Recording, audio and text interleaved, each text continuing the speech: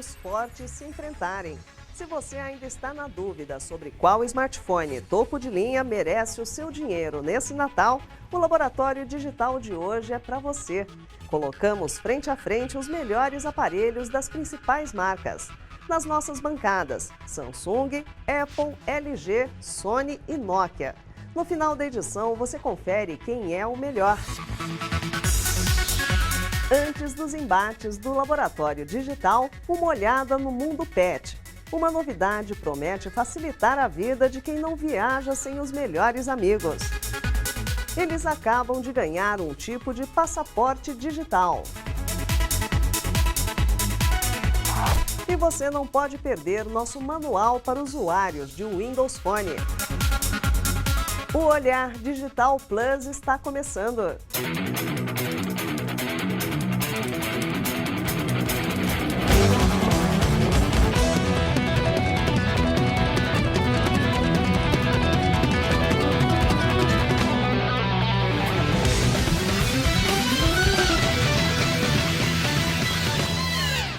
Olá, bem-vindos ao Olhar Digital Plus, Windows Phone. No último capítulo da série especial, as dicas, os recursos e as informações para você tirar o máximo do seu smartphone, controlado pelo sistema da Microsoft. Hoje as dicas são para os usuários de Windows Phone. Ainda que a plataforma seja numericamente inferior às suas concorrentes no mundo móvel, já tem muita gente adepta de smartphones com o sistema operacional da Microsoft. E, a partir de agora, a ideia é deixar o uso ainda mais interessante e prático. Para muita gente, aquele ícone da bateria na parte superior da tela não é suficiente para ter uma noção muito boa de realmente quanta energia resta no aparelho. Aliás, você sabia que para visualizar os ícones no topo da tela é preciso tocar ali para que eles apareçam? Agora, para checar o nível em porcentagem e até o tempo restante estimado, basta acessar as configurações do dispositivo e clicar em Economia de Bateria. Nesta opção, o smartphone também pode desativar alguns serviços quando estiver em stand-by para economizar sua bateria.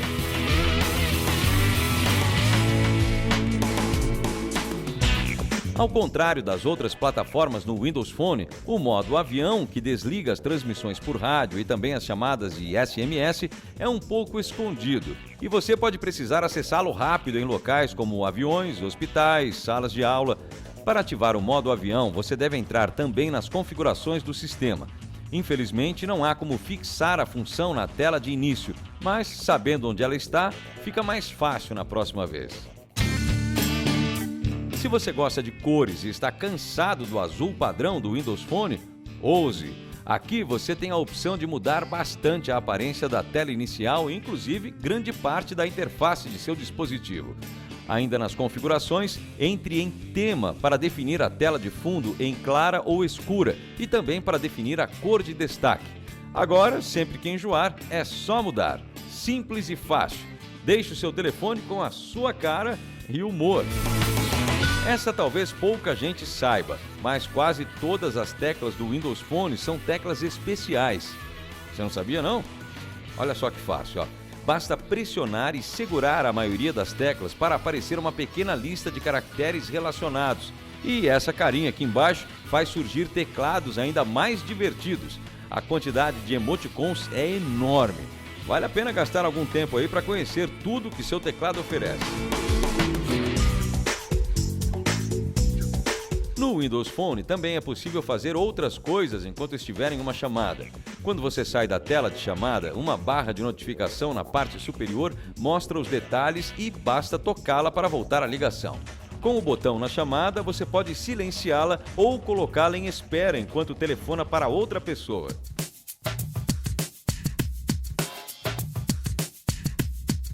Para fechar nosso manual Windows Phone, aprenda a pesquisar um termo sem precisar copiar e colar.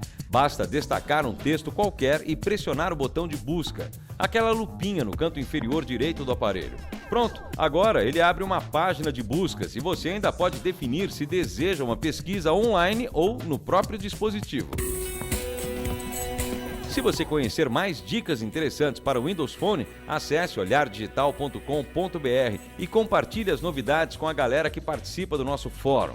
Ah, e se por acaso você não tiver um Windows Phone, mais um iPhone ou qualquer aparelho com o sistema Android, não perca, hein? Nas últimas semanas nós publicamos manuais bem interessantes para os dois sistemas operacionais. Aqui é assim, ninguém fica de fora. Aproveite!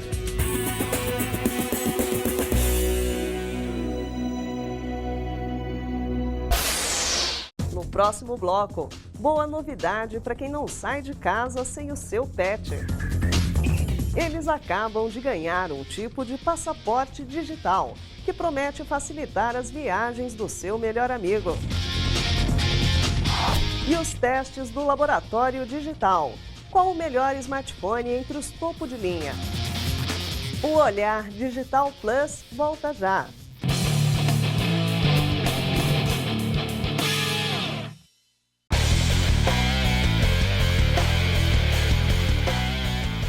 Novidade para o mundo animal. Os bichos de estimação acabam de ganhar um tipo de passaporte digital que promete facilitar a vida dos donos na hora de viajar. Essa já não é a primeira, mas toda vez que se prepara para viajar, Cookie fica assim, olha, pra lá de ansioso e agitado. Este ano, o cãozinho vai mais uma vez passar as festas de final de ano com a família do outro lado do mundo, no Japão. E toda vez é a mesma história. Para viajar, a dona precisa levá-lo ao veterinário e reunir uma série de documentos para certificar a condição sanitária do animal. Só assim ela consegue o certificado internacional, que funciona como uma espécie de visto para que o cachorro possa viajar. Ele é um documento final, ele é dependente de uma série de atestações que são feitas desde, por exemplo, como você deve ter visto anteriormente, a aplicação do microchip, as vacinas de raiva que são aplicadas pelo proprietário, né, pelo veterinário ao animal, as outras vacinações de caráter sanitário. Atualmente, para cada viagem, o dono do animal de estimação precisa reunir uma quantidade grande de documentos para obter o certificado internacional sanitário. E sempre um novo certificado para cada viagem ou destino diferente. O motivo é fácil de entender. O governo de cada país precisa ter controle para que os animais que circulem em diferentes países não viajem doentes e levem vírus ou epidemia para outros lugares. Mas, para facilitar a entrada e saída de pets no país e ter o controle necessário, o governo federal brasileiro resolveu seguir o exemplo de outros países e criou um passaporte internacional para o trânsito de cães e gatos ao redor do mundo. No documento estarão reunidas todas as informações que qualquer país possa exigir para a entrada de um animal. Aqueles países que aceitem esse modelo de certificação via passaporte, eles vão ter todas as informações compiladas num documento só. O passaporte nunca vai dar direito a voo se ele não seguir todos esses itens e a necessidade de cada país. Bom, você que acompanha o Olhar Digital deve estar se perguntando, mas o que tudo isso tem a ver com tecnologia? Bom, a novidade é que o primeiro requisito básico para que qualquer cachorro ou gato tire um passaporte é que ele deva ter um microchip de identificação eletrônica implantado em seu corpo. O dispositivo eletrônico, já exigido pelos países da União Europeia e também pelo Japão, é o único mecanismo que assegura que todas as informações sanitárias contidas em um passaporte são relacionadas a um único animal. A gente faz a leitura do microchip no animal e a gente identifica como uma impressão digital. Então se cria um mecanismo de identificação única de um animal. Feito de fibra de vidro e titânio, o mesmo material utilizado para fabricar os marca-passos dos seres humanos, o microchip é implantado no dorso do animal, uma região um pouco sensível. O minúsculo dispositivo fica entre a pele e o músculo do pet e pode ser lido por qualquer aparelho como este. Ao ser estimulado pelo leitor, o microchip emite uma frequência e passa a informação de uma sequência numérica que identifica aquele animal. Donos de cachorros, não dói e não dá nenhum tipo de reação inflamatória. O passaporte para pets deve entrar em vigor a partir do primeiro trimestre de 2014. O documento, que será totalmente gratuito, poderá ser solicitado em qualquer unidade do Sistema de Vigilância Agropecuária Internacional, localizada em pontos, aeroportos, postos de fronteira e aduanas especiais. Para entrar com o pedido, o dono do animal deverá solicitar a um médico veterinário que registre todas as informações sanitárias no documento, como dados de vacinação, tratamentos, exames laboratoriais e análises exigidas pelo país de destino. Claro, além da identificação eletrônica do microchip. O documento é individual e intransferível, com validade por toda a vida do animal. E mais do que isso, o microchip serve como meio de identificar o animalzinho caso ele se perca. No Brasil, ainda é novidade, mas ao redor do mundo são inúmeros os casos de cães e gatos perdidos que reencontram seus donos graças à identificação eletrônica. Mais curioso é que na Holanda, algumas casas noturnas já oferecem implantação de microchips para identificar seus clientes VIPs. Moderno, não? E você, o que acha da iniciativa do governo? Acesse agora olhardigital.com.br e deixe sua opinião no fórum de tecnologia que mais cresce no país. Participe!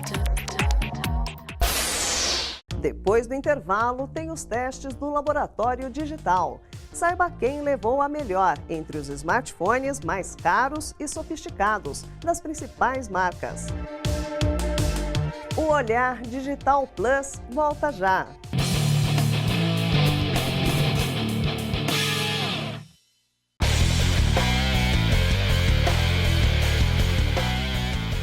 Eles são caros, mas por outro lado oferecem o que há de mais moderno em termos de smartphones.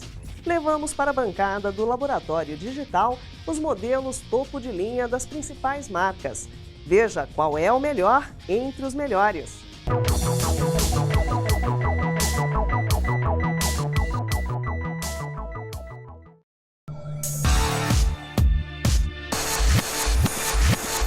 Eles estão aqui. Dessa vez, conseguimos reunir todos os melhores. Os smartphones topo de linha das principais marcas passaram as últimas semanas no nosso laboratório, enfrentando testes e mais testes.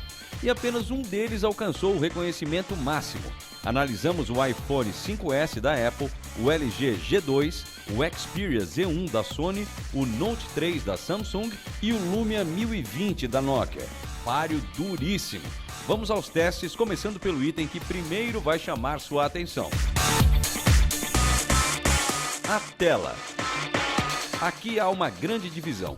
De um lado, as grandes telas dos aparelhos Android. O Note 3 tem nada menos que 5.7 polegadas. O LG G2 vem logo depois com 5.2, seguido de perto pelo Sony Xperia Z1 com 5 polegadas. No meio do caminho, o Lumia 1020 com 4.5 polegadas e o menorzinho deles, o iPhone 5S com 4 polegadas. Muitos podem dizer que tamanho não é documento, mas a verdade é que a tela do iPhone perto de seus concorrentes parece, no mínimo, acanhada. Também não ajuda muito o fato do telefone da Apple estar entre os que têm a maior borda, ou seja, além de pequena, a tela do iPhone reserva menos espaço para as imagens. Do outro lado dessa equação, muita gente pode argumentar que o Note 3 exagera no tamanho da tela, o que faz com que o celular lembre os tijolões de antigamente. Mas a verdade é que, apesar do tamanho, a Samsung conseguiu fazer do Note 3 um aparelho fácil e agradável de manusear. Como telefone, talvez um fone Bluetooth seja recomendável, mas as cores, o tamanho e a resolução da tela dão a vitória ao Note 3 nesse quesito. Na tela, cabe resolução Full HD com 1080 por 1920 pixels. Logo depois dele vem o aparelho da Sony, que também oferece resolução Full HD e apresentou a maior quantidade de pixels por polegada quadrada, com 441. Teoricamente, quanto mais pixels por polegada, mais nítidas são as imagens. Em terceiro lugar, vem o G2 da LG, que também traz uma tela Full HD. Na quarta posição, o Nokia, com uma resolução menor, 1280 por 768. Na lanterna, o iPhone 5S, com 1136 por 640 pixels.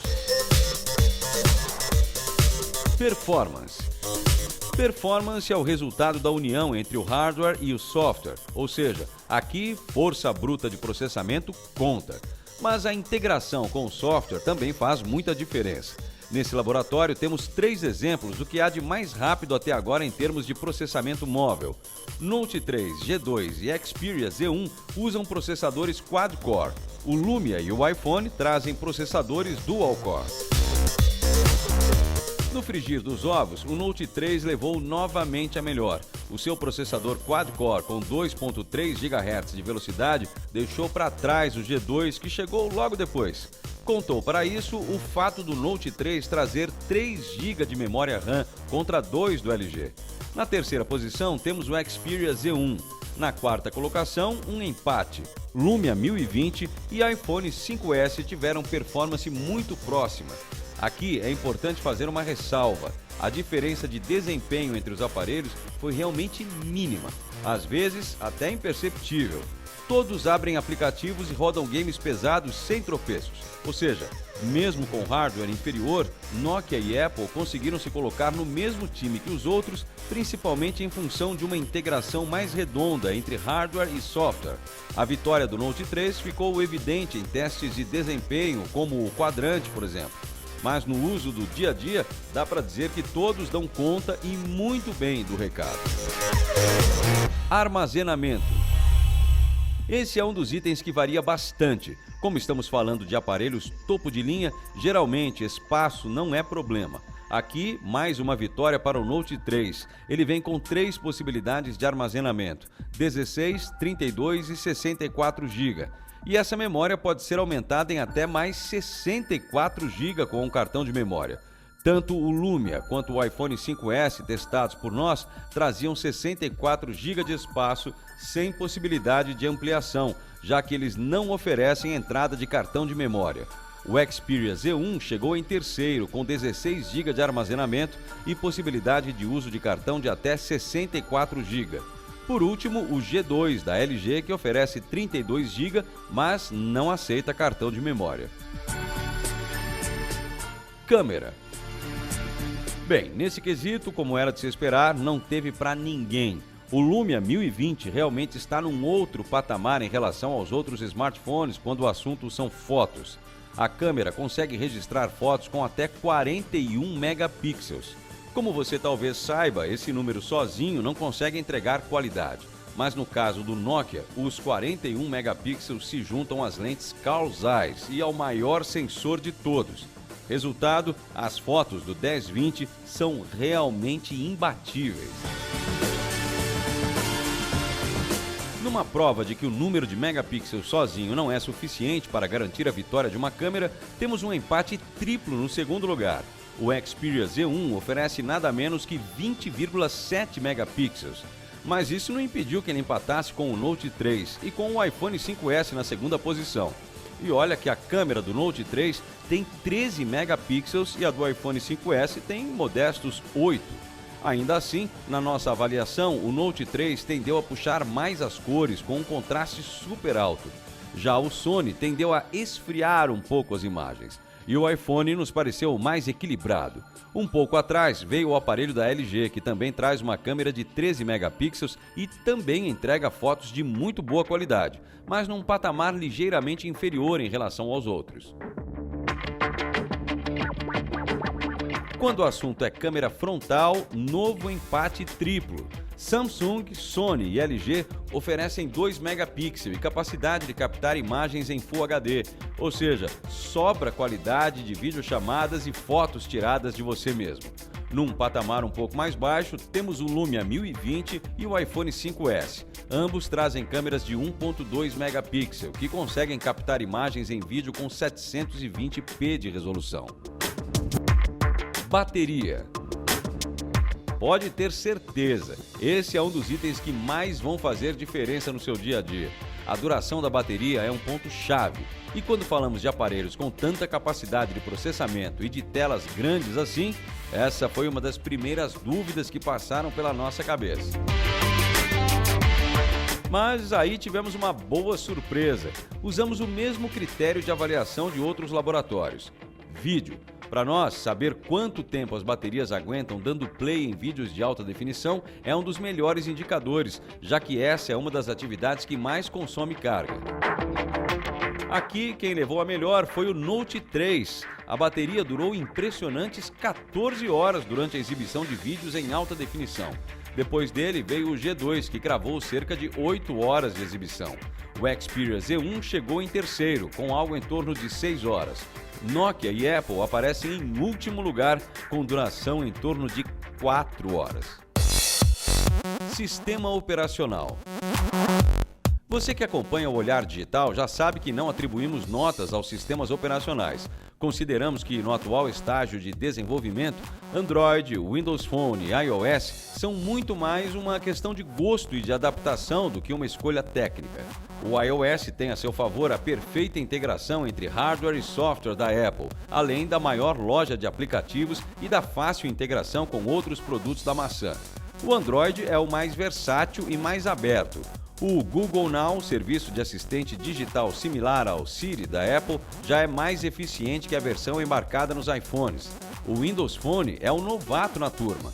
A loja tem menos aplicativos e alguns deles têm desempenho abaixo dos equivalentes nos outros dois sistemas. Mas a Microsoft conseguiu fazer um sistema leve que roda suavemente no hardware Nokia. Preços. São máquinas topo de linha e os preços acompanham, é claro, né? Os valores a seguir são os sugeridos pelos fabricantes. É óbvio que você pode encontrar promoções e preços menores no comércio. Se atrelados a um pacote de dados, então, aí eles podem sair bem mais em conta.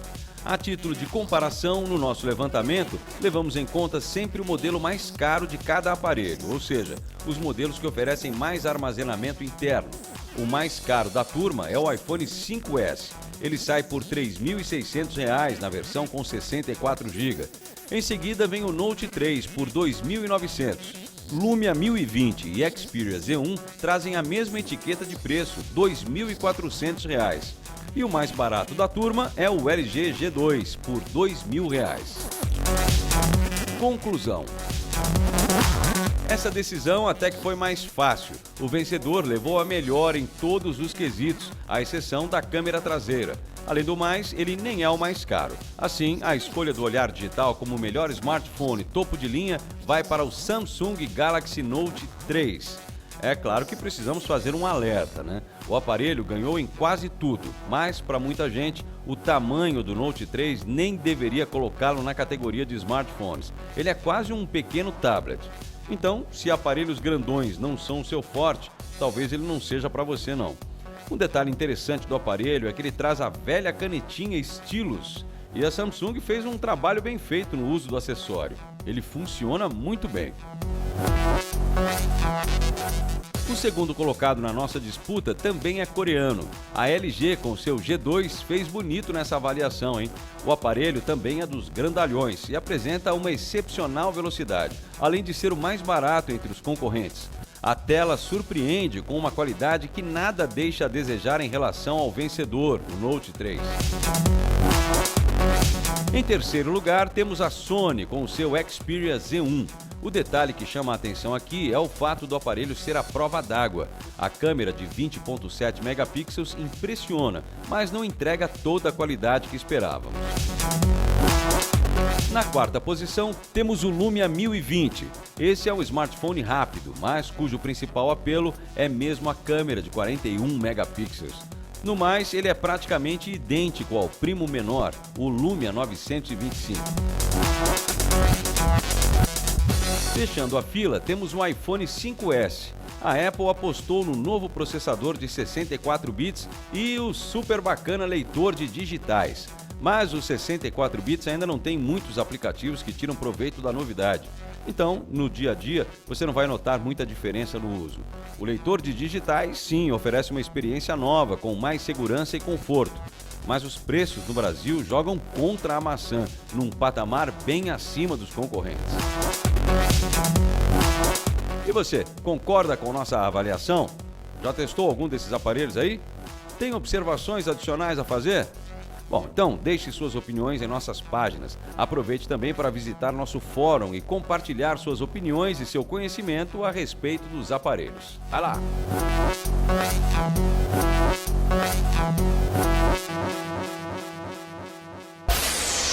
Se você ainda não visitou, dê uma conferida.